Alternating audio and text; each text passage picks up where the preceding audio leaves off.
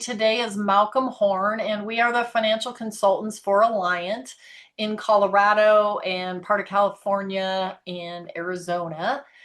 We get asked often if we actually work for the credit union, and we do. We happen to work in the Alliant Retirement and Investment Services Department. Both Malcolm and I are based in Denver. We have offices in the tech center and then also in Lakewood out on the west side of town. We are very capable and willing to do a Zoom meeting for anybody out of state, or even if in Colorado, if you'd rather skip rush hour, we can do that. Malcolm is going to be walking you through the retirement income presentation today. We will take all of your questions at the end of the webinar, so feel free to enter those in the chat box or the Q&A box, and we'll deal with those at the end. You will get contacted by one of us after the webinar, usually within a week or so. We try to reach out to everybody just to follow up and make sure your questions got answered, and also just to see if there's anything we could do to help you with your retirement planning efforts. And we do have some webinars coming up. So this is a new one. This is going to be Thursday, May 26th. It's about Medicare IRMAA, and IRMAA stands for the Income Related Monthly Adjustment. A lot of people are familiar with the Part B premium for Medicare. This year it's $202.90, but it goes up from there based on your income. So we're going to dig into that a little in more detail, and so sign up for that if you're interested. And then the next one we have is on May 28th, and this is Social Security, just all the details about when you can claim and if you claim early and all of that. And then we also have one more, annuities, that we call it the good, the bad, the ugly of annuities. That's on Thursday, June 4th. This is really an education webinar as well, just explaining to you the different types of annuities out there and how they've really changed over the last decade, and a lot of the misconceptions and about annuities, as well as who might benefit for one and how we use those in retirement planning. And then we've got a lot of resources too. Malcolm and I are not the only consultants doing webinars. Our colleagues across the country are as well. So if you go to our webpage, aris.alliantcreditunion.com, and click on the events page, you can see other webinars that are going on. You are free to attend any of those that you like. We produce a in-house podcast. So again, if you go to our website and hit the podcast page, we house all those historical recordings. So if you're trying to get smart on a specific topic, check, we might have something there. And last, but certainly not least, our website and blog both have a wealth of information. So again, if you're looking for a specific topic, we're happy to point you there and see if you can find something. I'm just looking, one question somebody was asking, May 26th, yes, was the webinar, the new one about Medicare IRMAA, and then May 28th is the one about Social Security. Yeah, there should be Tuesday, May 26th. Kind of a typo. Oh, okay, gotcha. Yeah, Gotcha. Tuesday. Yeah, Sorry about that. Okay, yeah, slide was wrong. I didn't even catch it. So thanks, Catherine, to catching us doing two things on Thursday, on the 26th and the 28th. So thanks for that. So, okay, well, I think with that, I'll turn you guys over to Malcolm, and he'll walk you through the presentation. Thanks for joining us. Thanks, Kim. Before we get started, let's talk a little bit about the retirement equation. Well, what is it? It's made up of three parts. The first part is what we control. When I say what do we control how we save, how we spend our money, how we allocate and place our money. That's what we have control of. We have a little bit of control in regards to how long we plan on working, how long we live, in regards to, do we work out? Do we eat properly? But when it comes to working, we can decide, hey, we're going to work till 67, but also the corporation that we work for has a layoff and we're no longer employed. Now, and then there's the third piece, which is completely out of our control. We have no control over what the market does. We have no control over what Congress is going to do with taxes or benefits. So there's certain things that just we don't have any control. So when you think about these three pieces, these are all things that we need to take into consideration when we think about retirement. So today's webinar is purely educational. We're going to be talking about the 7 principles of a successful retirement. We're going to talk about longevity, inflation, taxes, social security, healthcare, using time to your advantage, and looking at how do you create a retirement plan for yourself. So this is today's agenda, what we're going to be covering. And Kim and I, just to let you know, Kim and I both have over 20 years of experience working with people face to face, helping them plan for retirement. And retirement to us is being financially independent. If you want to continue working, by all means, continue working. But we'd like to get you to a place where you're financially independent to say, hey, I hate my job and I want to walk away and do whatever I want. That's having that financial freedom. So let's talk about a long life, longevity. At the end of the day, I don't know how long anybody's going to live. I've told the story many times. My wife's grandfather smoked 2 packs of cigarettes a day, drank, retired at 62, and he's like, I don't see myself living past 70. Well, the guy lived to 99 and 9 months. Way longer than anybody expected. Funny thing is, he worked for AT&T. He worked there for 20 years, collected a pension, and received that pension longer than him working for AT&T. I think he collected it for over 30 years. He had only worked for AT&T for 20 years. So, but we can go by probability. If you look at this chart and say, hey, if you're a married couple, there's a 15% probability that one of you is going to reach the age of 100.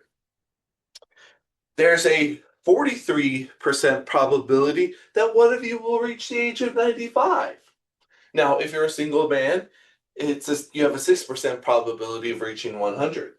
So when we think about retirement planning and make sure that your money outlives you, it's very important to say, hey, it's a possibility I could live to 95, and let's make sure my money outlives me, takes me all the way to 95 or even 100.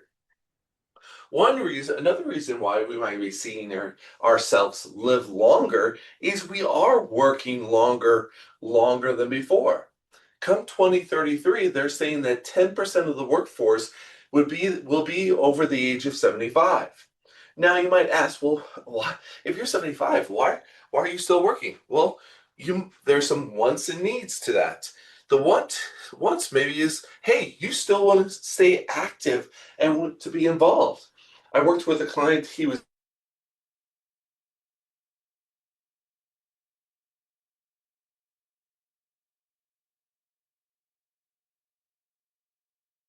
they just want to stay active and involved.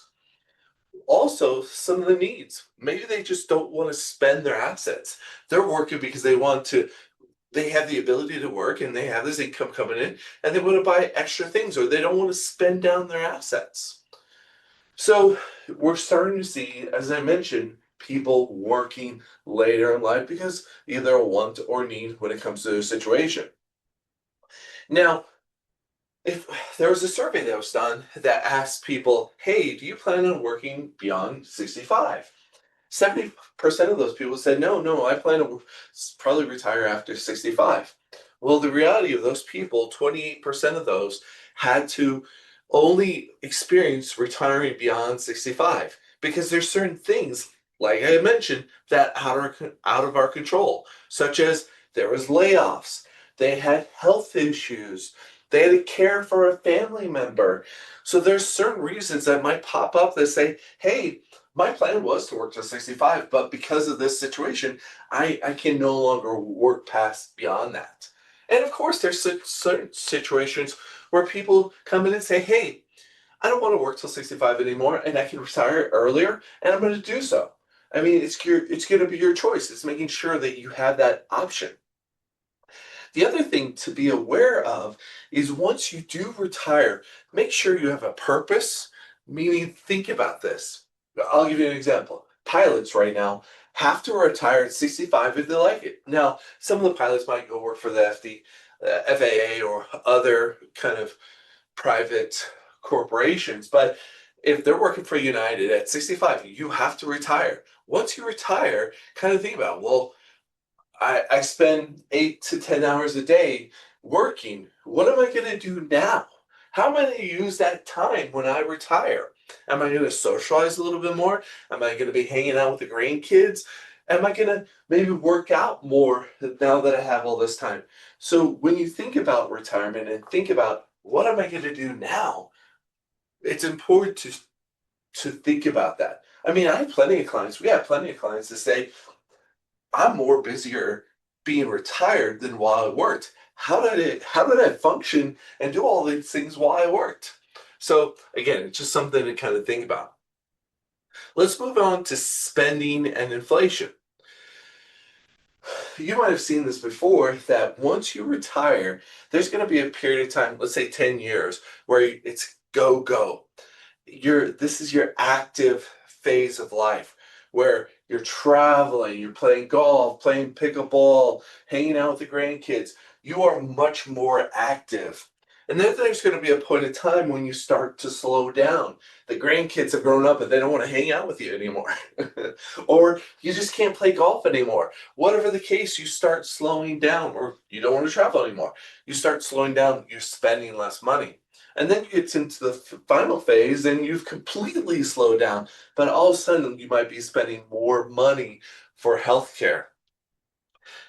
Some people say this is the spending smile, meaning that, hey, when you retire, you're going to be spending more, but over time, your spending starts to decrease, but then starts to increase because you're spending more for healthcare. The other thing that we run into times is that people are afraid to spend.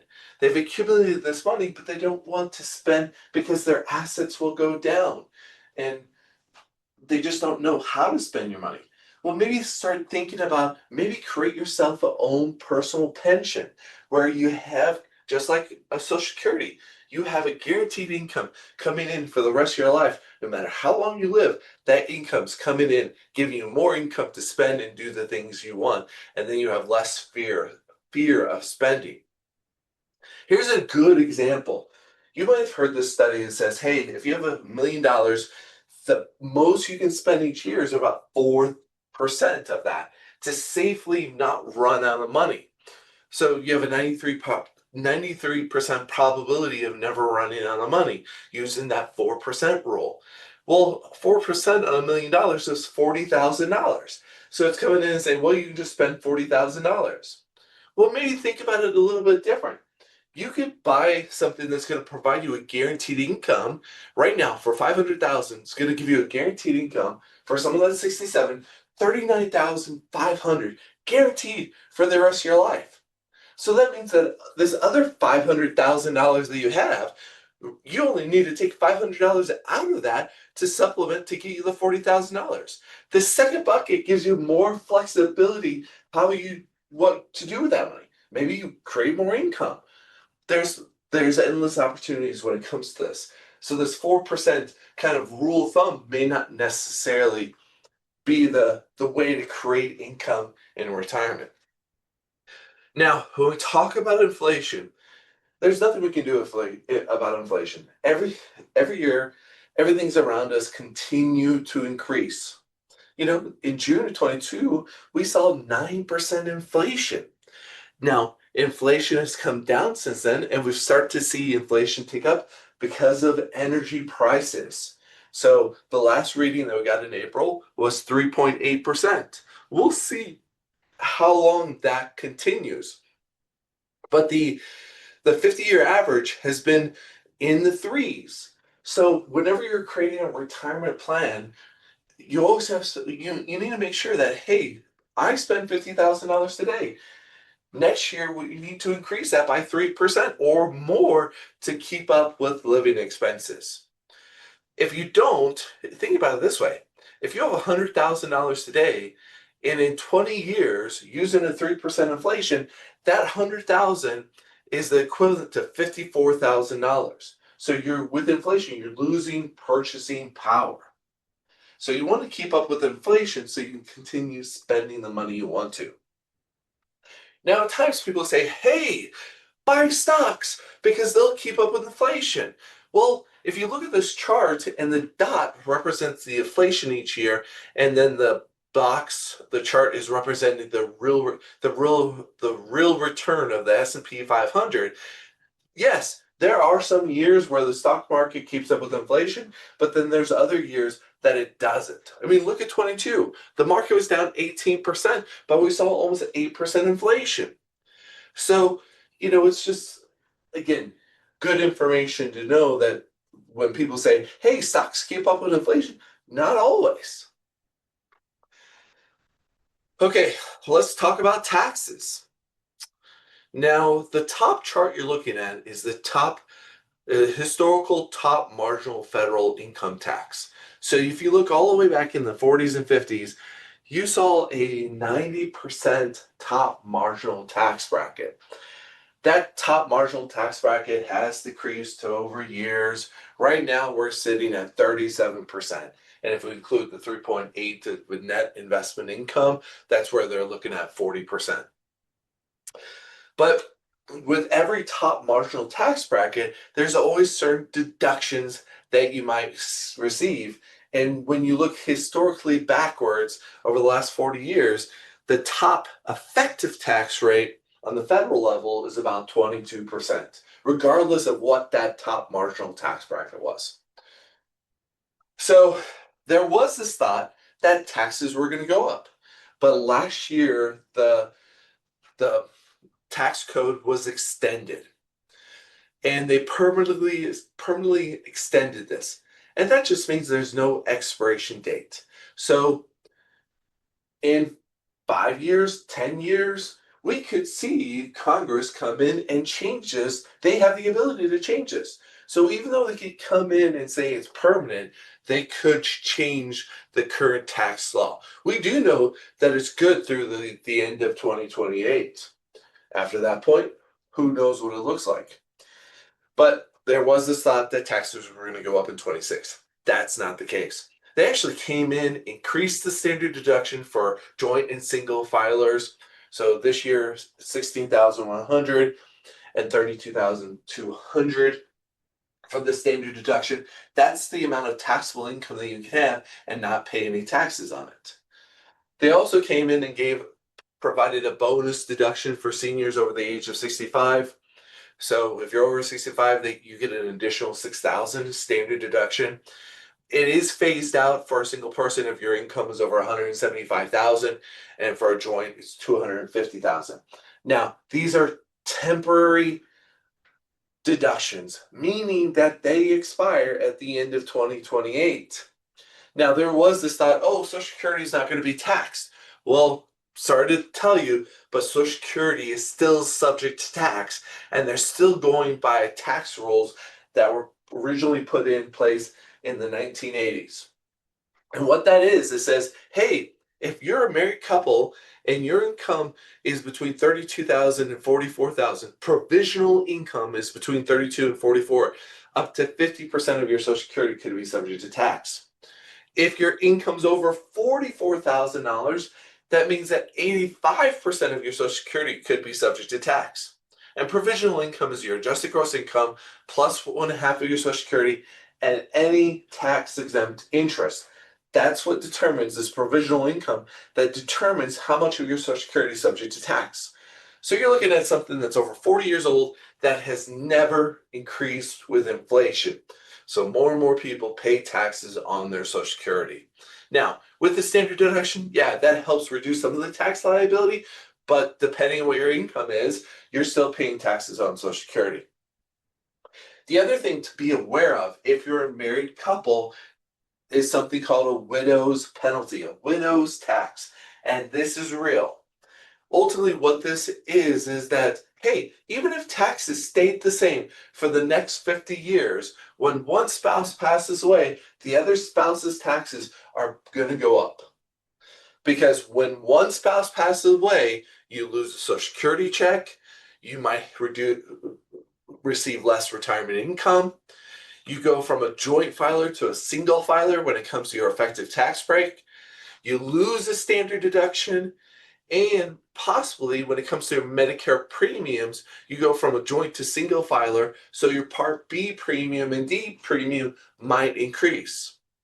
So you might see a higher tax liability, increase more taxes on your Social Security, your Part B premiums increase, and you might even get phased out on certain deductions. So this is reality. Even if taxes stayed the same for the next 50 years, if you're a married couple, one spouse passes away, you could possibly see your taxes increase. Here's a good example of someone that we worked with. They're a married couple, and right now they're in a 12% tax bracket. They jump to a 22% when they're subject to required minimum distributions. But when one spouse passes away, they jump to a 24% tax liability when one spouse passes away. So it's important to kind of look at this when you're doing retirement planning and say, hey, I kind of have a sense of what my tax liability is today, but what is it going to be if one spouse passes away? Or what is it going to be in the future? And that's where people come in and say, well, you should consider doing Roth conversions.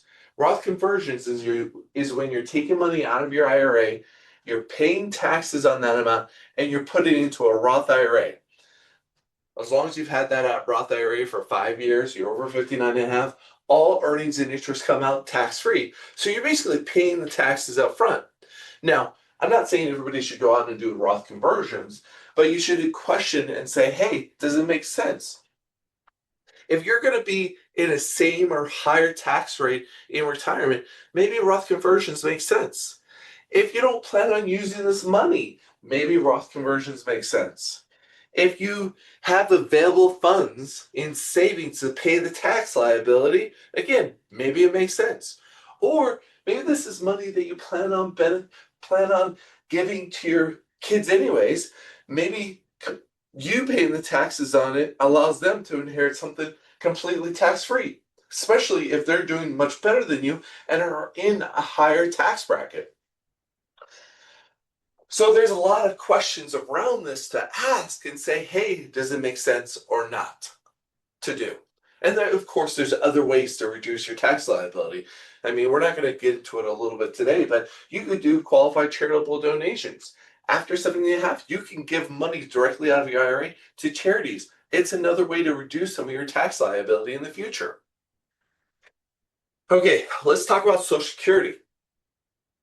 Now, if you haven't collected Social Security, there's decisions that you're going to have to make at some point when you get the age where you're allowed to turn on Social Security.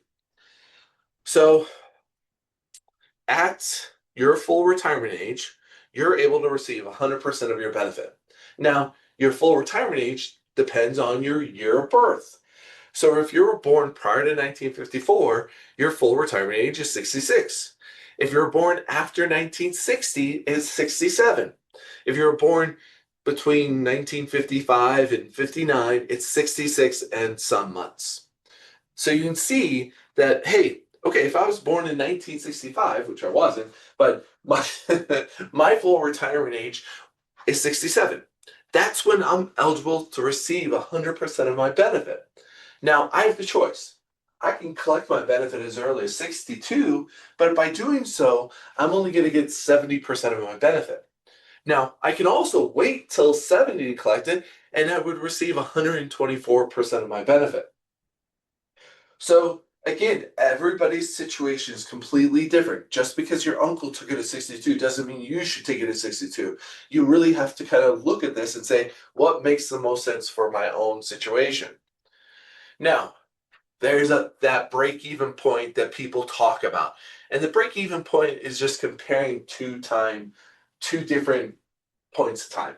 If I collected at 62 versus waiting till 67, what's my break-even point? And based on this analysis is saying my break-even point is 77. So if I live beyond 77, let's say I live to 90, it's saying that, hey, I should wait to collect it until my full retirement age. Now, you can also do the same analysis with 67 and 70. The break-even is 81. So meaning, if you live beyond 81, it's saying, well, you should wait till age 70 to take your benefit. And then you can look at the probability of what's the probability that someone will reach age 81. As a married couple, there's an 85% probability that one of you will reach the age of 81. Now, everybody's situation is completely different when it comes to Social Security. This is an example of a client we worked with. She retired, she's 67, and she was trying to decide, hey, do I turn on my Social Security benefit or do I wait till 70? I have no kids, I'm not married. And so we ran two different scenarios. We ran the scenario for collecting your Social Security now. We also ran a scenario for waiting till 70, and we overlapped them on each other. So you can see the gray is saying, hey, I'm collecting my benefit. I don't have to spend down any of my assets. If I delay till 70, you can see her spending down her assets, and then the dark blue kind of starts to increase. Her break even was 93, meaning that, hey, for you to get any benefit waiting till 70, you have to live beyond 93. And she's like, no, that's not going to happen. So at this point, she turned on her benefit. No one's going to get her benefit if something happens to her. She's not married, has no kids. So at the end of the day, again, Social Security as a personal choice. I could show you these numbers, but if you want to delay your Social Security till 70, by all means, it's your benefit. It's your choice. But if the numbers say like it doesn't make sense, why do it? Okay, let's talk about healthcare.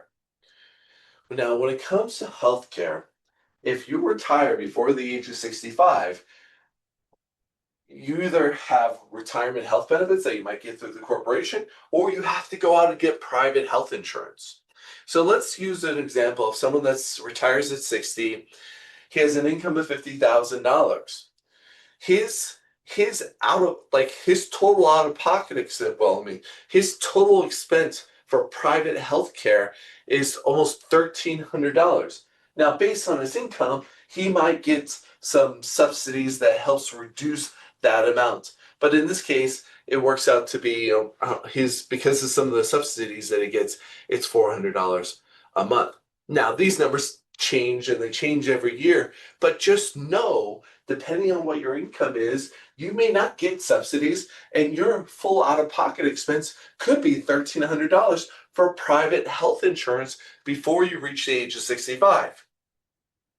Once you hit the age of 65, then you're able to sign up for Medicare, Part A, Part B. You first sign up for Part A, and then you decide, hey, do I choose the original option or do I choose kind of this Advantage plan? The original method is you choose Part A, you sign up for Part B, get a Medigap or a supplement plan, you choose a Part D, and then at times vision, dental, and hearing are separate, completely separate. Usually with option one, which is the original path, you are paying a monthly fee, but you might have more comprehensive benefits with that. Or you could choose option two, which is a Medicare Advantage plan. They call it a Part C, which encompasses Part B, D, vision, dental usually is covered in that. And you may not have like an out-of-pocket expense, but you might be paying more deductibles as such. So once you hit 65, you're able to sign up for these Medicare. We do a full Medicare healthcare webinar you can attend, so I'm not going to get into more depth than that. But just know at 65, you're able to sign up for Medicare.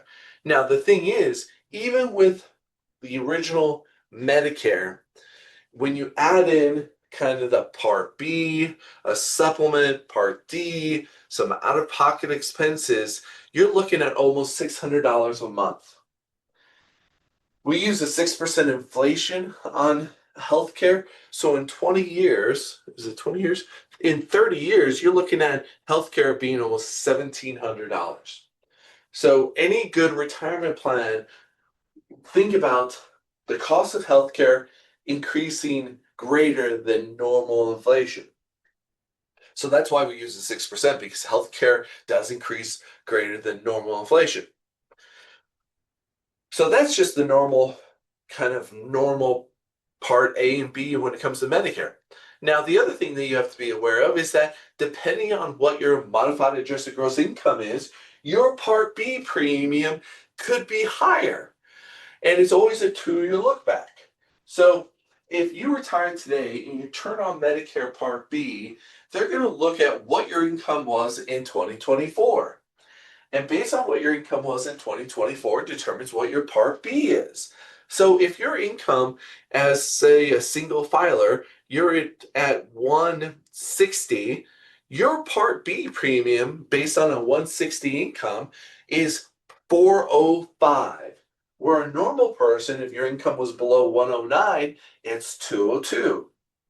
So again, your Part B premium is all based on whatever your modified adjusted gross income was 2 years prior. And that's what you pay.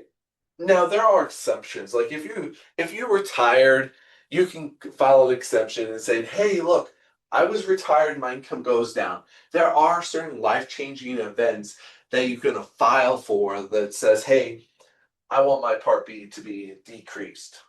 But if you're coming in and doing Roth conversions and you accidentally went over a certain bracket, you're not going to get an exemption approved for that. So again, it's just something to watch out for.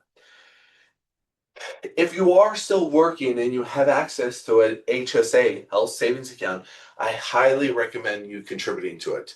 And the reason I say that is that money you put into that goes in pre-tax, grows tax deferred, and that money comes out tax-free for medical expenses. So huge benefit when it comes to saving for medical expenses. So if you have access to it, make sure you're using it. Now, another healthcare piece that people talk about in retirement is long-term care. And when it comes to long-term care, if you can't do 2 of the 6 ADLs, activities of daily living, then you at times qualify for long-term care. And we take these ADLs for granted. If you think about it, if we get out of bed by ourselves, we take a shower safely, we use this toilet by ourselves, we dress ourselves, we feed ourselves, and we make decisions for ourselves. Those are all things that we take for granted. But if we can't do 2 of those 6 ADLs, then at times we can qualify for long-term care. Well, then we kind of fall into this, we need some type of long-term care.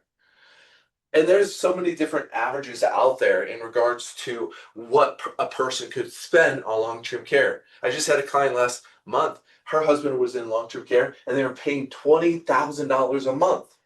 So it's real. So, it's kind of, when you think about long-term care, it's like, okay, what are my options to cover that type of expense? You can come in and say, rely on family and friends. My mom took care of my dad for a little bit when he needed long-term care, and she did it for a while. She was a nurse. She did it for a while, but she got to a point where she was so stressed out, she needed time, she needed help. So it's a real stressor. You can use your savings to pay for that type of care. You're using your money to pay for someone to help you with that type of care. You can go out and get an insurance policy. You can get a traditional or hybrid policy. Traditional long-term care policy is kind of like car insurance. You pay into it. If you never use it, well, the insurance kept your money. A hybrid policy is kind of it's a permanent policy where you pay into it, but if you never use it, which we hope you never use it, there's a tax-free death benefit to the beneficiaries. You could also come in and do the community plans, a life plan community, where we're starting to see a little bit more of that. They buy into a community, it's independent living, but if you need more and more services, you just kind of move up the the levels of care in those facilities. You could also come in and say, hey, my house is completely paid off. If I need some type of long-term care, I'm going to use my house to pay for it. So there are multiple ways to pay for long-term care if you need it.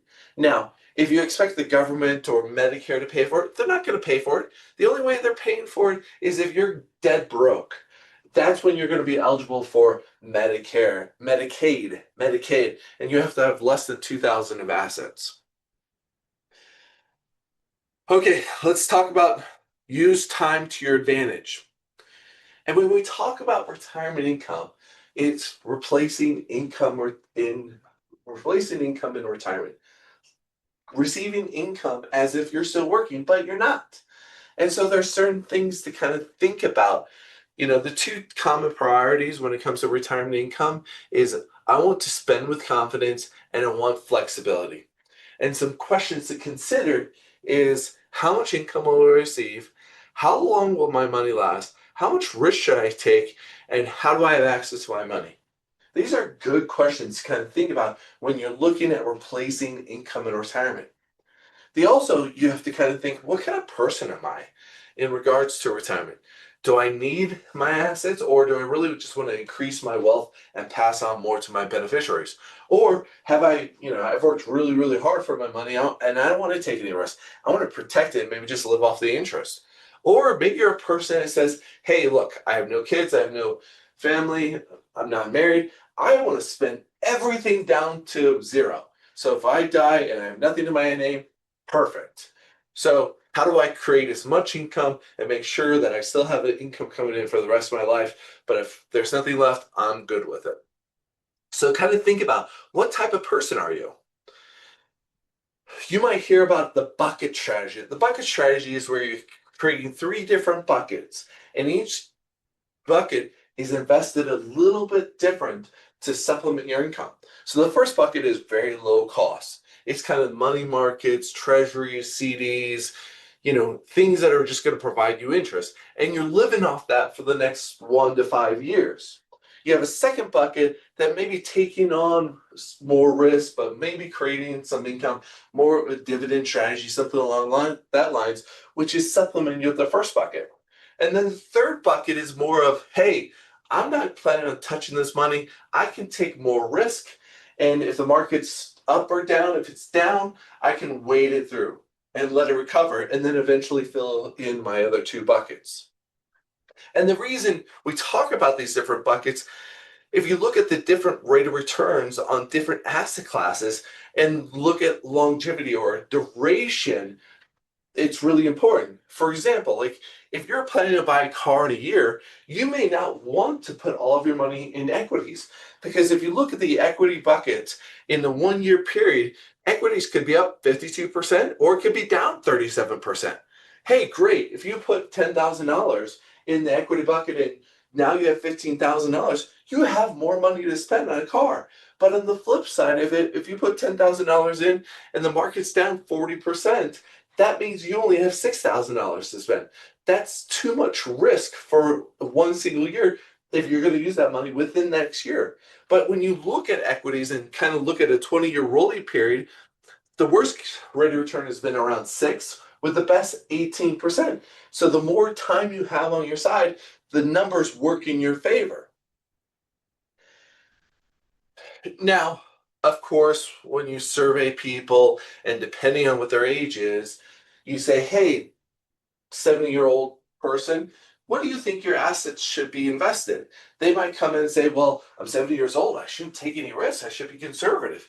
That's what this chart's showing is like when you survey people, and it kind of makes sense when you look at this, the yellow, light yellow, green is the older you get, the more conservative you become. But in reality of it, depending on how much income you need in retirement, if you're just living off your Social Security and if you're just living off your Social Security and your pension, and you don't need any of the money that you have in your investments, you could come in and say, I can be super aggressive with my money. So Everybody's situation, again, is completely different in regards to how they manage their money. One thing to be aware of is withdrawal patterns, or how you withdraw your money. Whenever we create whenever we create this plan, at times we use a straight rate of return. It says, hey, the market's going to do 5% every year. Well, the reality of it, that's not going to happen.